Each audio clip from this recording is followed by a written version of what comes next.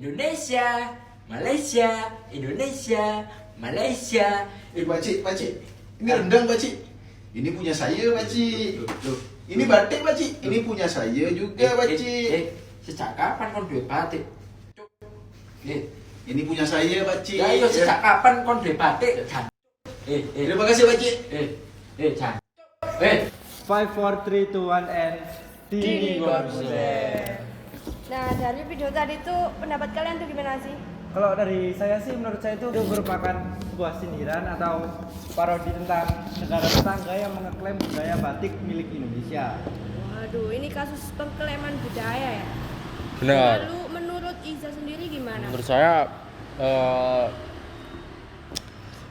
apa yang dikatakan saudara Arya memang benar. Hal tersebut memang berhubungan dengan wawasan Nusantara, kasus kita wawasan Nusantara dan ketahanan. Lalu Yang akan kita bahas di podcast kali ini. Ya. Nah, wawasan Nusantara dan ketahanan nasional itu sendiri apa menurut saudara Alia?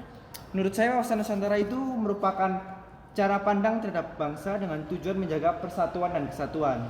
Di mana ini diwujudkan dengan mengutamakan kepentingan negara atau kepentingan nasional dibandingkan kepentingan individu atau kelompok tertentu. Terus nah, video tadi kan menyangkut dari permasalahan yang akan kita angkat kali ini ya. Terus kok bisa budaya batik kita tuh diklaim oleh negara tetangga? Apa yang menyebabkan budaya kita tuh diklaim? Padahal kan sudah jelas ya kalau batik itu memang produk dari Indonesia. Gitu. Benar. Apa gitu yang menyebabkan? Faktor pertama yaitu kita jarang menjaga salah. Kita tidak menjaga dengan baik budaya-budaya kita ini.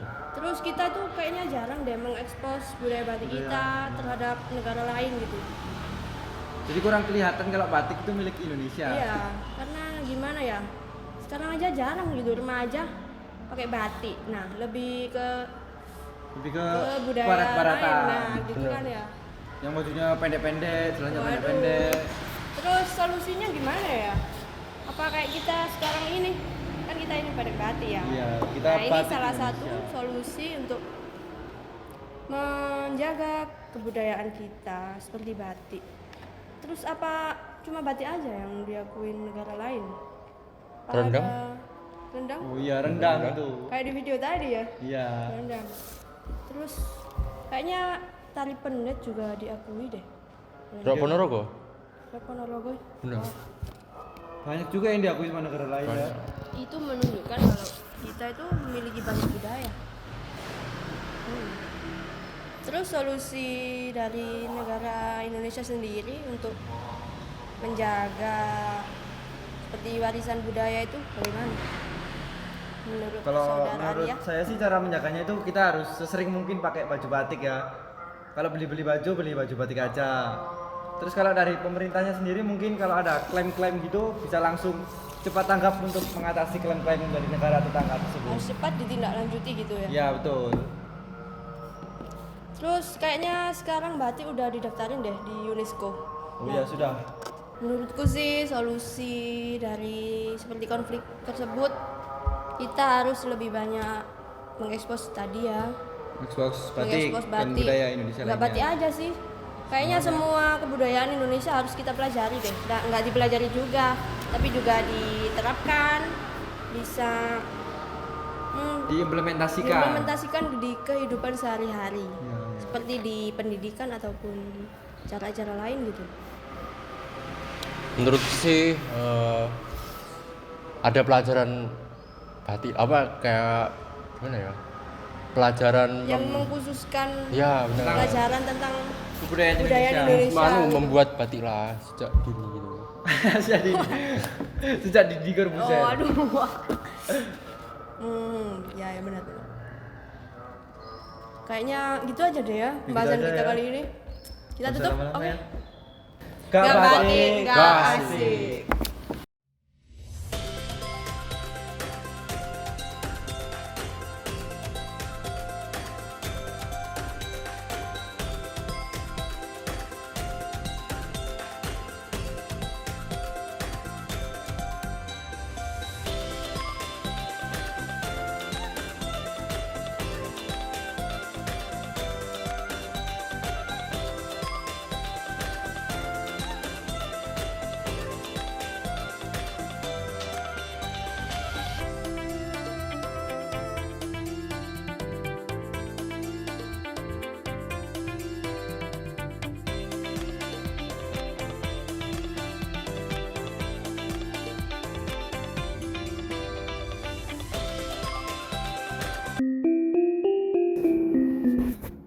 Wawasan Nusantara dan Ketahanan Nasional. Wawasan Nusantara sendiri menurut Profesor Dr. Wan Usman, wawasan Nusantara adalah cara pandang bangsa Indonesia mengenai diri dan tanah airnya sebagai negara kepulauan dengan semua aspek kehidupan yang beragam.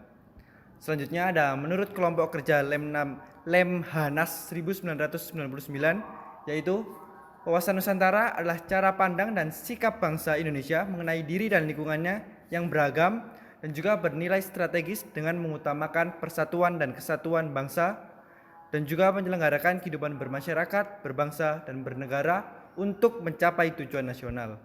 Selanjutnya menurut ketetapan MPR tahun 1993 dan 1998 tentang GBHN, yaitu wawasan Nusantara adalah cara pandang dan sikap bangsa Indonesia mengenai diri dan lingkungannya dengan mengutamakan persatuan dan kesatuan bangsa serta kesatuan wilayah dalam menyelenggarakan kehidupan bermasyarakat, berbangsa, dan juga bernegara untuk mencapai tujuan nasional. Hubungan wawasan Nusantara dan ketahanan nasional. Dalam penyelenggaraan kehidupan nasional agar senantiasa mengarah pada pencapaian tujuan nasional, diperlukan suatu landasan dan pedoman yang kokoh berupa konsepsi wawasan Nusantara untuk mewujudkan aspirasi bangsa serta kepentingan dan tujuan nasional. Wawasan Nusantara bangsa Indonesia merupakan wawasan Nusantara yang tidak lain adalah pedoman bagi proses pembangunan nasional menuju tujuan nasional. Sedangkan ketahanan nasional adalah kondisi yang harus diwujudkan agar proses pencapaian tujuan nasional tersebut dapat berjalan dengan sukses. Secara ringkas dapat dikatakan bahwa wawasan Nusantara dan ketahanan nasional merupakan dua konsepsi dasar yang saling mendukung sebagai pedoman bagi penyelenggaraan kehidupan berbangsa dan bernegara agar tetap jaya dan berkembang seterusnya. Lalu mengapa wawasan Nusantara kebangsaan harus ada? Wawasan Nusantara merupakan konsep politik bangsa Indonesia yang memandang Indonesia sebagai satu kesatuan wilayah meliputi tanah, air, termasuk dasar laut dan tanah di bawahnya dan udara di atasnya, secara tidak terpisahkan, yang mempersatukan bangsa dan negara secara menyeluruh mencakup segenap bidang kehidupan nasional yang meliputi aspek ekonomi, politik, sosial, budaya, dan hankam. Wawasan Nusantara sebagai konsepsi politik dan kenegaraan yang merupakan manifestasi pemikiran politik bangsa Indonesia. Sebagai satu kesatuan negara kepulauan, secara konseptual, geopolitik Indonesia dituangkan dalam salah satu doktrin nasional yang disebut wawasan Nusantara dan politik luar negeri bebas aktif. Sedangkan geostrategi Indonesia diwujudkan melalui konsep ketahanan nasional yang bertumbuh pada perwujudan kesatuan ideologi, ekonomi, politik, sosial budaya, dan pertahanan keamanan. Isi wawasan Nusantara yang pertama merupakan perwujudan kepulauan Nusantara sebagai satu kesatuan politik, berarti bahwa kebulatan wilayah nasional dengan segala isi dan kekayaan merupakan satu kesatuan wilayah, wadah, ruang hidup, dan kesatuan matra seluruh bangsa serta menjadi modal dan milik bersama bangsa. Yang kedua merupakan perwujudan kepulauan Nusantara sebagai satu kesatuan ekonomi, berarti kehidupan perekonomian di seluruh wilayah Nusantara merupakan satu kesatuan ekonomi yang diselenggarakan sebagai usaha bersama atas asas kekeluargaan dan ditujukan bagi sebesar-besarnya kemakmuran rakyat. Yang ketiga, perwujudan kepulauan Nusantara sebagai satu kesatuan sosial dan budaya, yang berarti bahwa masyarakat dan budaya Indonesia pada hakikatnya adalah satu, sedangkan corak ragam budaya yang ada menggambarkan kekayaan budaya bangsa yang menjadi modal dan landasan pengembangan budaya bangsa seluruhnya.